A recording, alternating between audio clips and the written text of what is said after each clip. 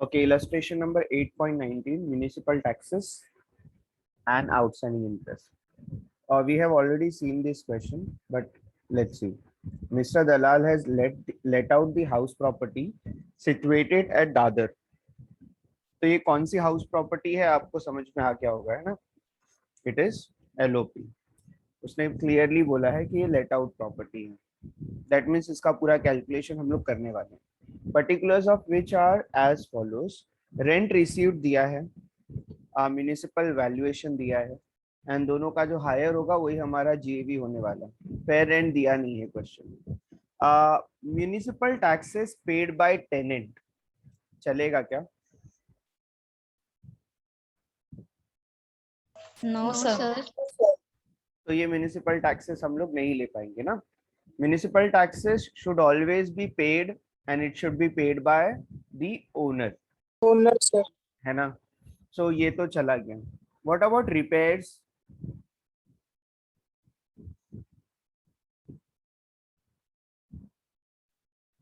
What about repair? बोलो. Repair लेंगे? बीबी आजरा ने आंसर किया है. Okay good. No sir. है ना? What about insurance?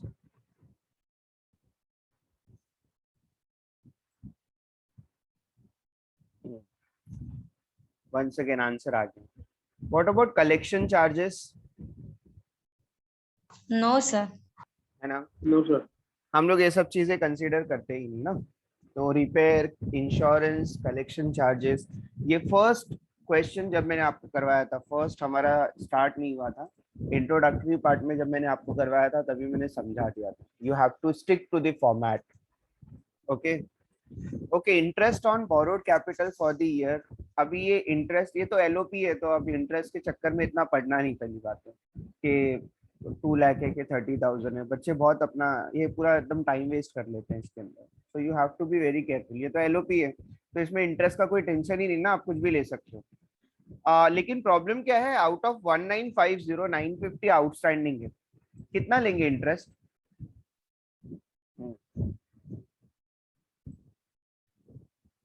Full sir.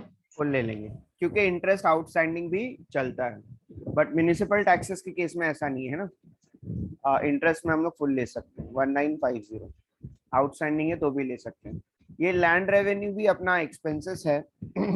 उसको भी आप इग्नोर कर देना. ग्राउंड रेंट भी है, उसका उसका एक्सपेंसेस है, वो भी आप इग्नोर कर देंगे. ठीक है. तो सारे एक्सपेंसेस हम लोग इग्नोर करने वाले हैं. तो ये वाला क्वेश्चन आप करेंगे. चलो अभी करो, इस क्वेश्चन को सॉल्व करो.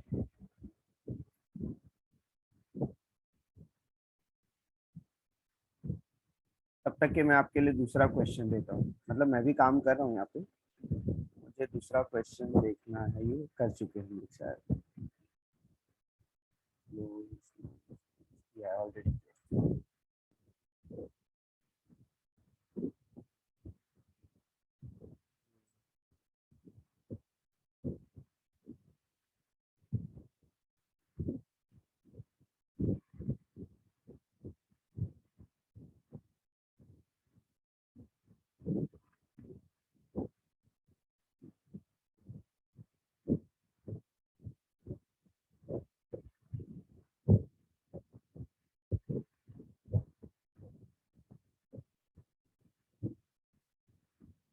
आई होप आप लोग सॉल्व कर रहे हैं.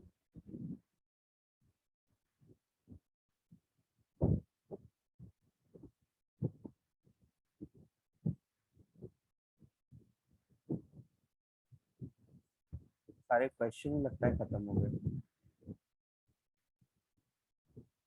एक कॉन्सेप्ट मुझे पढ़ाना बाकी है, प्री एक्विजिशन इंटरेस्ट का. बस वो एक ही चीज बच गई है इस पर्टिकुलर चैप्टर से, बाकी कुछ बचा नहीं.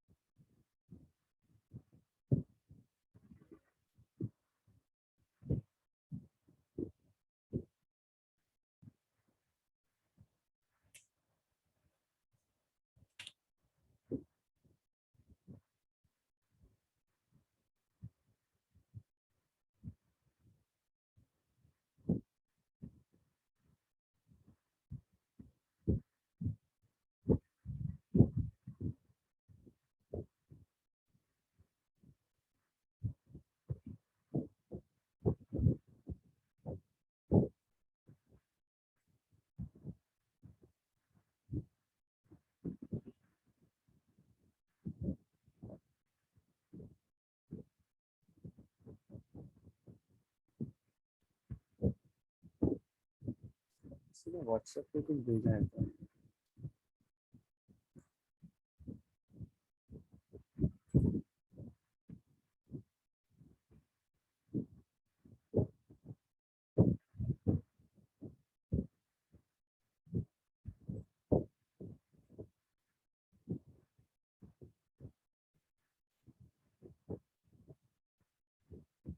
ओके, कहाँ तक पहुंचे आप लोग?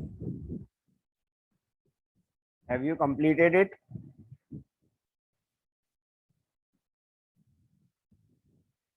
मैंने दूसरा क्वेश्चन आपके लिए ले लिया।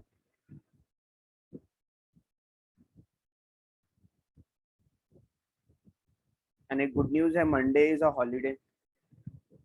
ठीक है, Sunday is already a holiday. ठीक है, 2 दिन का हॉलीडे मिलेगा आपको। हम्म, पूजा ने बताया है सर मंडे क्यों पारसी न्यू ईयर है मंडे को। पूजा ने आंसर दिया है 24250। फिर किसने बोला है सर आउटस्टैंडिंग पार्ट नहीं समझा।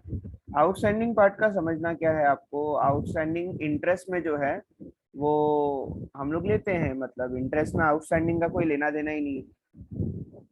ठीक है, मतलब इंटरेस्ट आउटस्टैंडिंग हो तो भी चल जाएगा ना, पेड है तो भी चल जाएगा।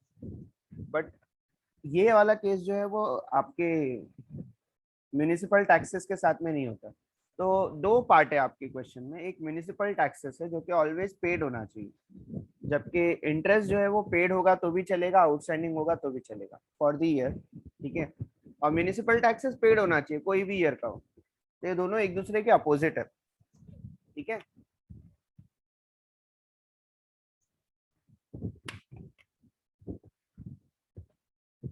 One more message. Standard deduction तक सॉल्व किया है मैंने। हाँ, स्टैंडर्ड डिडक्शन किया है, ओके कर रहे हो मतलब। करो करो, 2-3 ही पॉइंट बाकी है अभी। एक आंसर ऑलरेडी आया है, तो आई जस्ट वांट के वो कंपेयर करना है उसके साथ में, तो बस। पूजा जायसवाल ने आंसर दिया है 24250।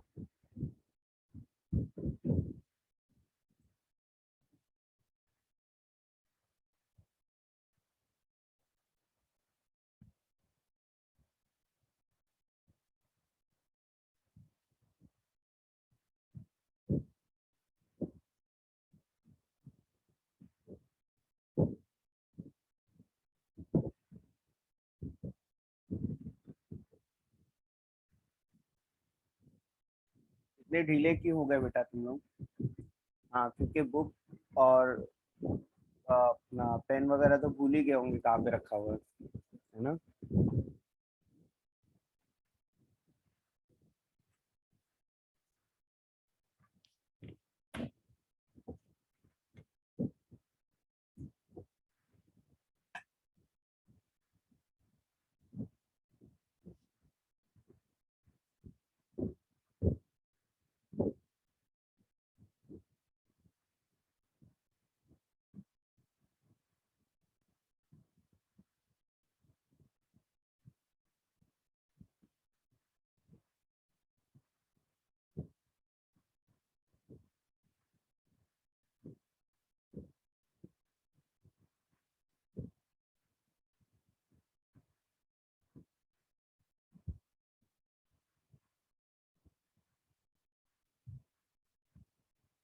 शमा इज सेइंग आंसर इज 23250।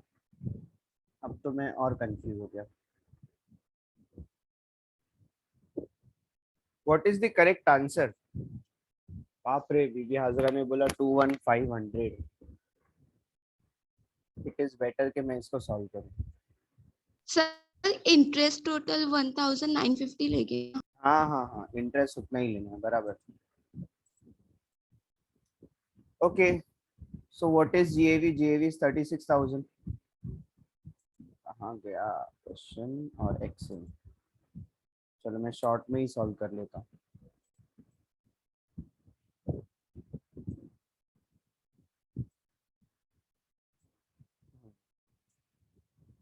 और देखते हैं कि कौन करेक्ट है, कोई तो करेक्ट होगा ही। फेयर रेंट तो था नहीं, म्यूनिसिपल वैल्यू था, तो आपको मिल जाएगा RLV, है ना। म्यूनिसिपल वैल्यू कितना था, 36,000, तो RLV भी कितना आएगा, 36,000। Actual rent is 30,000. 30,000, तो आपका GAV कितना होना चाहिए, दोनों का 36,000. 36,000, ठीक है, लेस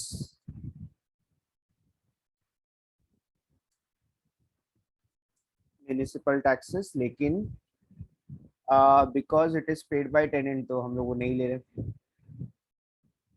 मतलब NAV भी कितना रहेगा, 36,000, बराबर। ओके, डिडक्शंस, डिडक्शन में आपके पास दो डिडक्शन है,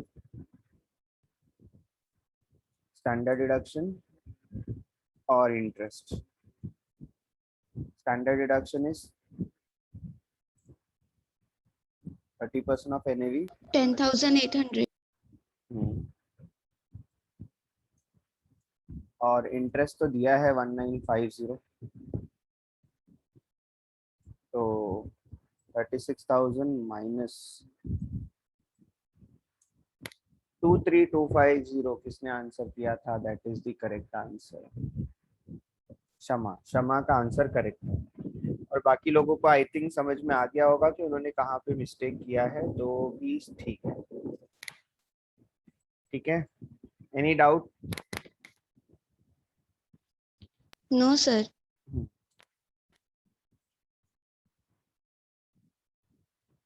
ओके, सो मैंने कंबाइंड क्वेश्चन आपको भेजा है, ओके गुड, मैंने एक कंबाइंड क्वेश्चन आपको भेजा है, इसके बाद ही है शायद, हाँ। क्वेश्चंस ऐसे भी आते हैं आपको एग्जाम में, this is related to your exam only. मुझे आप सिर्फ एक बात बताओ कि इसके अंदर कौन से दो हेड्स आपको दिखते हैं, कौन से दो हेड्स आपको दिखते हैं। There are 5 heads of income, income from salary, income from house property, income from business, income from capital gain and other sources. तो इसमें से क्या दिखता है आपको, Sir, income from salary and income from house property. है ना, दिख रहा है आपको। तो ये दो बहुत छोटे छोटे क्वेश्चन है, मतलब पहले हम लोग इनकम फ्रॉम सैलरी सॉल्व करेंगे, फिर income from house property, both are small in concept, लेकिन आपको जब कंबाइन होकर आता है तो कंफ्यूजन नहीं क्रिएट करना। Salary is a different head and house property is a different head, ठीक है।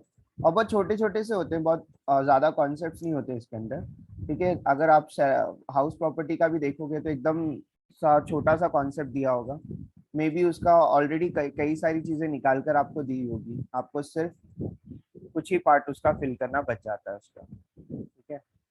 बट जब कंबाइन होकर आता है तो इट क्रिएट्स कंफ्यूजन, तो वो चीज के लिए मैंने आपको ये क्वेश्चन करवा दिया। बाकी इसमें कुछ न्यू आप सीखेंगे नहीं।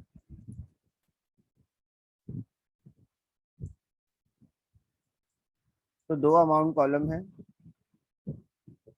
और मल्टीपल हेड्स में बना लेना, ऊपर की चीजें सेम रहेंगी, computation of total income,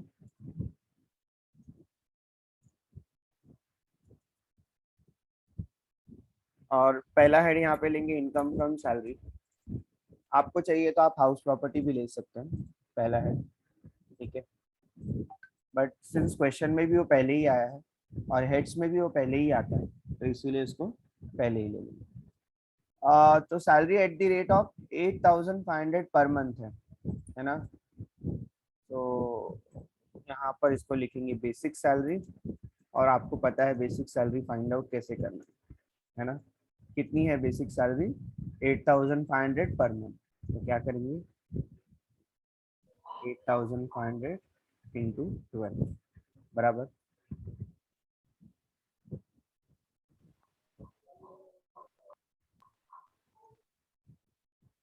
into 12, ठीक है, तो इट इज 1,02,000 बराबर, ठीक है। Next is bonus equal to 1 month salary, ठीक है। अब यहाँ पे तो दिया नहीं है कि वो डिक्लेयर है या फिर रिसीव्ड है, तो रिसीव्ड मान लेना, है ना। Bonus equal to 1 month salary, तो 1 मंथ की सैलरी कितनी है उसकी? 8500। 8500। 8,500. ठीक है, बोनस हो गया। हाँ, अगर दिया होता कि डिक्लेयर्ड, डिक्लेयर्ड दिया है तो याद रखना इट इज नॉन टैक्सेबल, ठीक है। अब यहाँ पे क्लियर नहीं है, बोला है bonus equal to 1 month salary, bonus जो है वो इक्वल टू 1 मंथ सैलरी है, रिसीव्ड है कि नहीं है वो तो नहीं दिया है, तो मेरा एजम्पशन ये है कि रिसीव्ड है, तो उसको आप टैक्सेबल ले लीजिए। फिर उसके बाद है entertainment allowance,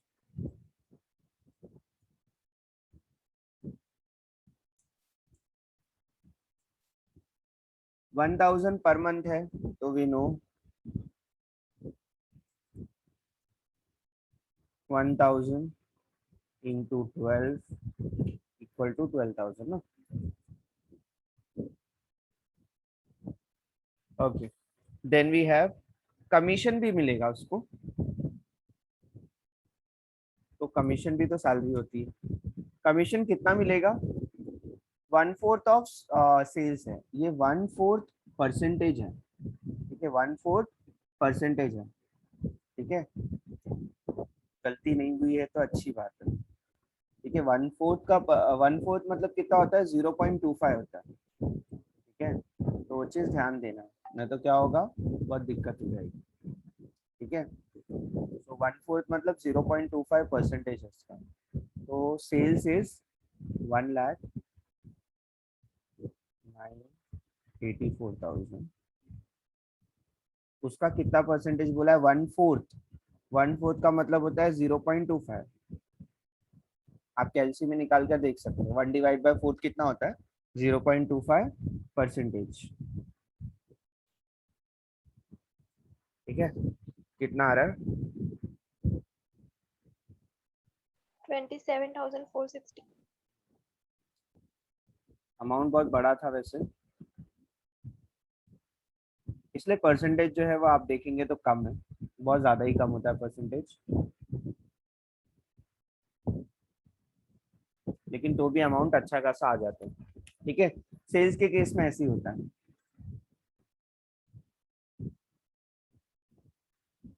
okay, next is commission हो गया।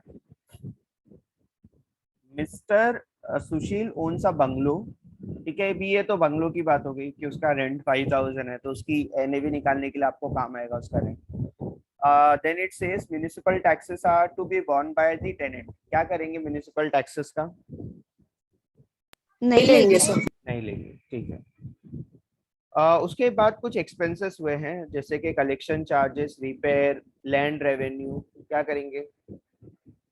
नहीं लेंगे सर। नहीं लेंगे, ठीक है। Mister Sushil has also pay repaid interest on loan taken for higher education for his elder daughter, ये एक्चुअली 80E का पार्ट है, ठीक है।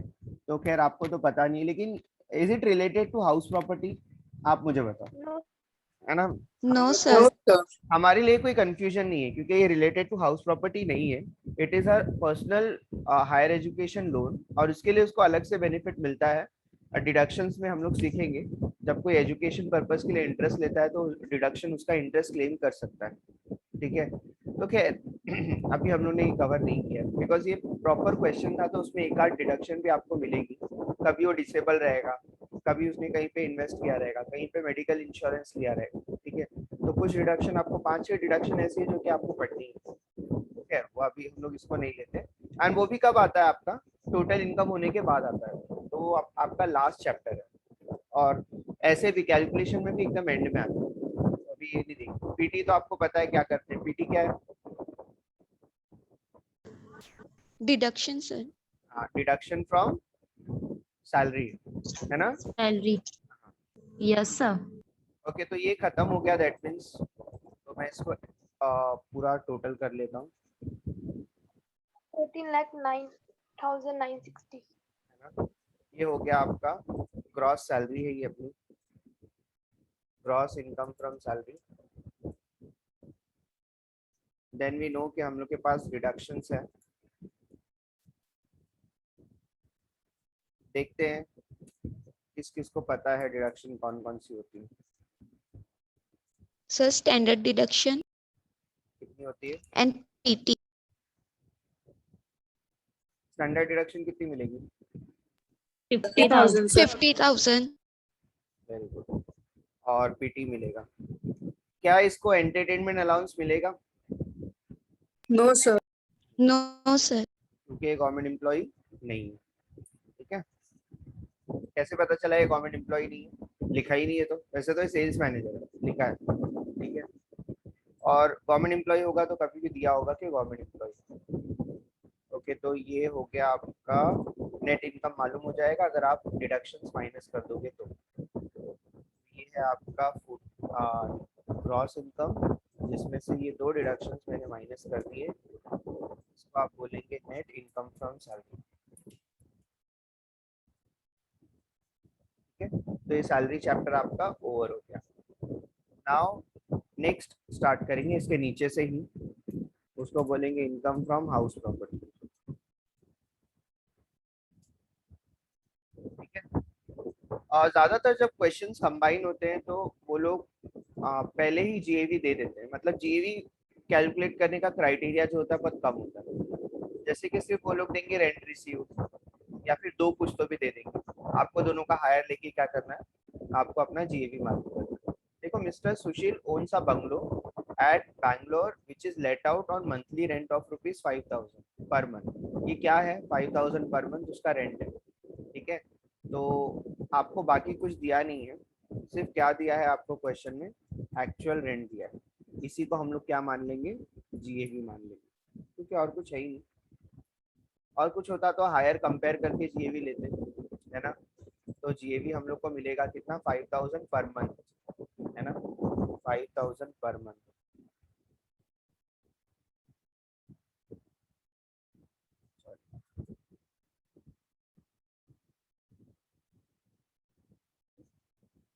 It is 60,000, correct. Yes, PV Hajra Pooja Jaiswal, correct. Okay, ये जीएवी हो गया। एंड वी नो जीएवी से एक ही डिडक्शन अलाउड है, and that is municipal taxes. वो भी यहाँ पे मिलेगी नहीं उसको, बिकॉज नोट देना पड़ेगा हम लोग को कि it is paid by tenant है, इसीलिए।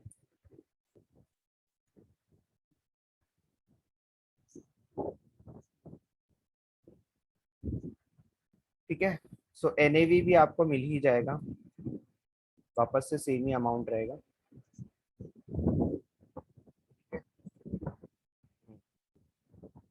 टेनेंट का मतलब होता है जो आपके रूम पे रह रहा होता है, उसको टेनेंट बोलते हैं। ठीक है, लैंडलॉर्ड का मतलब जो होता है ओनर को बोलते हैं, और टेनेंट जो होता है, जो क्या बोलते हैं अपन नॉर्मल लैंग्वेज में, भाड़ू, किराएदार, सर. किरायादार। हाँ, टेनेंट किराएदार। और मतलब किसने पूछा इसलिए मुझे। Okay, next is again deduction. यहाँ पे डिडक्शन जो होती है वो अंडर सेक्शन 24 होती है। 24.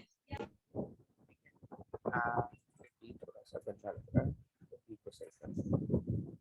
And we have deduction as to standard deduction which is equal to 30% on NAV है। ये है हमारा डिडक्शन। और दूसरा डिडक्शन है इंटरेस्ट, जो कि है नहीं अपने क्वेश्चन, तो लेने की भी जरूरत नहीं है। ठीक है, सिर्फ ये ले लो। सर एक इंटरेस्ट है, बट वो तो एजुकेशन का है, और मैंने क्लियरली आपको बता दिया था यहाँ पे we are only talking about. Sir, 18,000. Yes, 18,000। Final answer is 42,000. 42,000 is income from house property. Okay, now tell me what is the gross total income, उसका टोटल इनकम कितना है?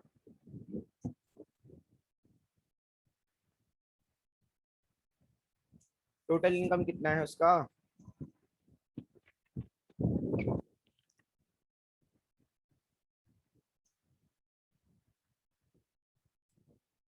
किसने बोला 55,460? किसने बोला 60,000? सर 1,39,460। टोटल 1,39,000। कैसे करना है टोटल इनकम इसका? Income from house property plus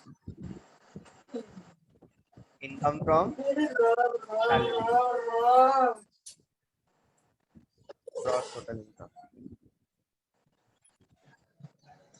इसने अनम्यूट हो गया।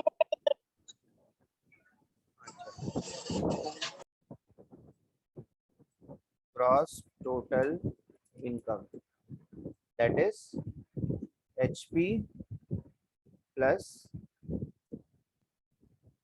सैलरी। मतलब आपको उसका टोटल इनकम मालूम करना था, दैट्स इट। ठीक है, तो दिस इज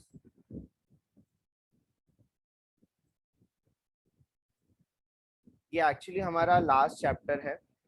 ठीक है, अच्छा किसी को डाउट नहीं है ना कहाँ से आया 139? No, sir. Question number 13.44। Sir but हमने ग्रॉस टोटल इनकम क्यों लिखी है? यहाँ पे भी कुछ माइनस होने वाला है। हाँ, तो मेन डिडक्शन बाकी है ना, पीटी की डिडक्शन बाकी है, जिसको आप टैक्स प्लानिंग बोलते हो। वो चैप्टर ही पूरा का पूरा बाकी है आपका, लास्ट चैप्टर है। ठीक है, और ये सेकंड लास्ट है जो आज अभी आप लोग ने किया ना, हम लोग ने स्किप करके लास्ट सेकंड लास्ट चैप्टर पे चले गए। ठीक है, क्योंकि मैं सोच रहा था कि एटलीस्ट 2 हेड तो हो गया है, तो 2 हेड तो हम लोग कर सकते हैं। इसके बाद कुछ बचा नहीं है, इसके बाद सिर्फ ये बचा है कि एजुकेशन का इंटरेस्ट माइनस होता, बस और कुछ नहीं। लेकिन अभी मैंने जब पढ़ाया ही नहीं है तो मैं कैसे माइनस करूँ उसको, है ना। तो इसके बाद एक ही स्टेप बाकी है, हाँ, attendance link. Very good. Internal में सिलेबस आपका हाउस प्रॉपर्टी तक रहेगा ही, उसमें कोई डाउट नहीं है। ठीक है, और मैंने जितने क्वेश्चंस करवाए हैं आप अच्छे से करना। ठीक है, अगर वो क्वेश्चंस आपको आते हैं तो एग्जाम में क्वेश्चंस आपको सिमिलर ही होते हैं, मतलब एकदम से ऑल टुगेदर डिफरेंट कोई क्वेश्चन नहीं आएगा। बट मैंने सारे ऑब्जेक्टिव्स आपको प्रैक्टिस करवाए हैं कि ऑब्जेक्टिव्स में जब क्वेश्चन आएंगे तो आपको कैसे करना है। ठीक है, तो उसका ध्यान देना। 20 ही क्वेश्चंस होंगे, लेकिन 20 क्वेश्चंस हर चैप्टर से होने वाले हैं, तो ऑब्वियसली हम लोग थोड़े बहुत प्रैक्टिस करेंगे एग्जाम से पहले भी। लिंक के लिए हम लोग को कहाँ जाना है, मैं कंफ्यूज हूँ।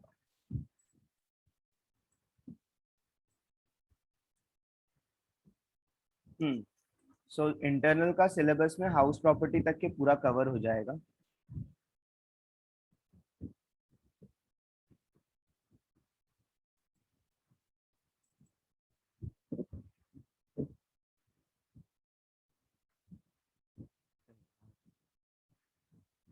गलती तो गलती।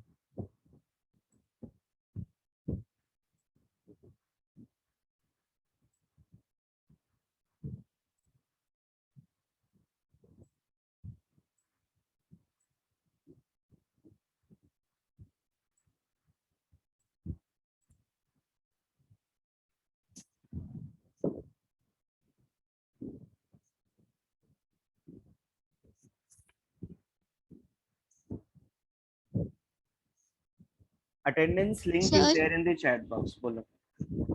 सर आपने जो 2 कंडीशन बताई थी वो सिर्फ हम एसओपी के इसमें ही लेंगे ना, उसी में हाँ कंसीडर करेंगे ना हाँ हाँ, उसी में। इंटरेस्ट डिडक्ट करते वक्त? बाकी सब में जो इंटरेस्ट रहेगा वही अमाउंट रहेगा ना डिडक्ट के लिए? हाँ हाँ हाँ, बाकी में जो है वो ले लो, आउटस्टैंडिंग है तो भी चलेगा। ठीक है, हम लोग को लेकिन ओके ये सर। ईयर का होना चाहिए, इस ईयर का पूरा ड्यू बेसिस पे भी हम लोग ले लेते हैं इंटरेस्ट। ठीक है, इवन इंटरेस्ट जो है वो प्री एक्विजिशन भी लेते हैं। प्री एक्विजिशन बाकी है एक कॉन्सेप्ट हमारा, टेक्निकली उसको हम लोग को कवर करना है। प्री एक्विजिशन इंटरेस्ट एक कॉन्सेप्ट है। ठीक है, कि अगर आपका कंस्ट्रक्शन हो रहा था उस वक्त अगर आपका इंटरेस्ट चार्ज हो रहा था तो वो तो डिडक्ट हुआ नहीं, तो उसको प्री कंस्ट्रक्शन या प्री एक्विजिशन इंटरेस्ट भी बोला जाता है। सर जुलाई का अटेंडेंस है, जुलाई का अटेंडेंस है, मैंने रुको रुको रुको रुको रुको, कुछ गड़बड़ हो गई क्या? कैसे जुलाई का होगा? अच्छा अच्छा, ऊपर जुलाई लिखा है। अरे बेटा रहने दो, कोई इशू नहीं, मैं इसका भी चेंज कर देता हूँ।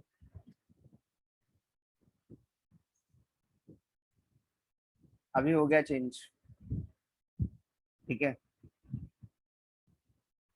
जुलाई का हो, अगस्त का हो, अटेंडेंस तो अगस्त में लगेगी, ठीक है। तो आप जैसे ही फिल करते हैं अपना अटेंडेंस, तो आपका टाइम स्टैम्प आता है उसके ऊपर, ठीक है। टाइम के साथ के आपने अटेंडेंस कब दिया है, तो आप जुलाई में दो या अगस्त में दो, जो टाइम अभी चल रहा है वही टाइम पे आपका अटेंडेंस होगा, ठीक है, लाइव होता है, ठीक है। वो ऊपर हम लोग चेंज करना भूल जाते हैं, तो उस वजह से जुलाई आपको दिखता है, बाकी कुछ नहीं। मैं एक्चुअली सोचा लास्ट ईयर का तो नहीं आ गया, लास्ट ईयर का आएगा तो बहुत प्रॉब्लम हो जाएगी, ठीक है। मैंने लेकिन अब चेंज कर दिया, वो अगस्त हो गया। एंड इज देयर एनीवन जिसको पीएनआर नंबर नहीं है, पीआरएन नंबर नहीं है और किसने रजिस्टर नहीं किया है? कोई है ऐसा? यूनिवर्सिटी वेबसाइट पे रजिस्टर करना मैंडेटरी है,